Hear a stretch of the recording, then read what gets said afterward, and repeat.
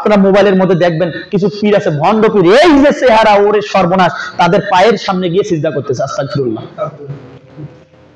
এর কি তাওহীদুল উলুহিয়া গ্রহণ করছে? এ কোন তাওহীদ বুঝলো? এ কোন মুসলমান? একে মুসলমান বলা যাবে না, ওর ঈমান কেটে গেছে, ওর ঈমান কেটে গেছে।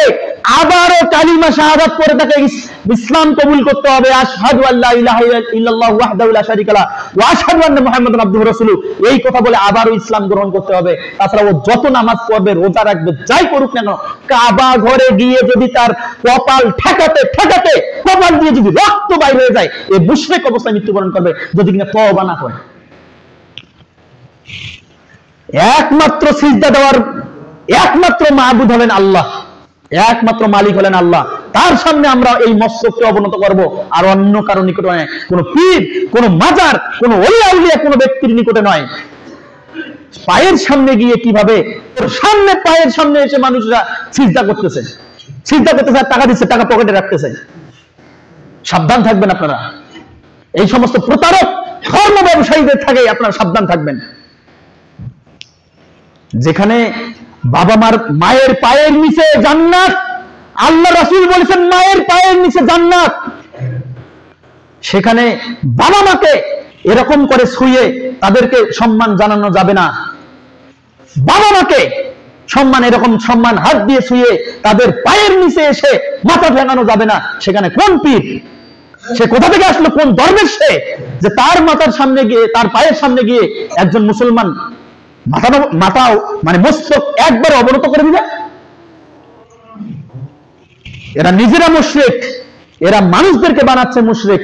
এজন্য আল্লাহ তাআলা বলছেন সূরা মাইদার 5 নম্বর আয়াতের মধ্যে বলছেন যে এক শ্রেণীর ব্যক্তি ঈমান আনয়ন করবে, ঈমান আনয়ন করার পর এবং আকসারুহুম বিল্লাহ, আল্লাহর উপর অধিকাংশ মানুষ ঈমান আনয়ন করার পরেও তারা মুশরিক হয়ে মৃত্যুবরণ করবে। কারা? আল্লাহর উপর ঈমান আনয়ন করার পরেও এক শ্রেণীর অধিকাংশ মানুষ মুশরিক হয়ে মৃত্যুবরণ করবে।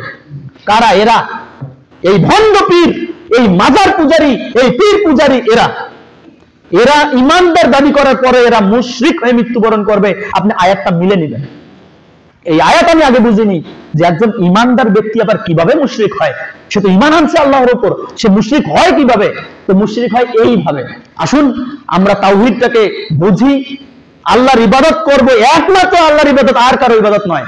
পায়ের সামনে গিয়ে আপনি মস্তক যখন বিরত করলেন, তখন আপনি আল্লাহর ইবাদত করলেন, ওই পীরেরও ইবাদত করলেন। আপনি মাজারে গেলেন, সেই মাজার দান করলেন, আপনি আল্লাহর ইবাদত করলেন, ওই মাজারেরও ইবাদত করলেন। তার মানে আপনি ইবাদতের ক্ষেত্রে অংশীদার স্থাপন করলেন। আপনি বলতেছেন যে দুইজনের ইবাদত করতে হয়, একটা আল্লাহর, একটা মাজার। এজন্য আমাদেরকে তাওহীদটা বুঝতে হবে। ইবাদতের ক্ষেত্রে একমাত্র আল্লাহকে সাব্যস্ত করতে হবে ইবাদতের জন্য, আর অন্য কাউকে নয়। আল্লাহ সুবহানাহু ওয়া তাআলা আমাদের সকলকে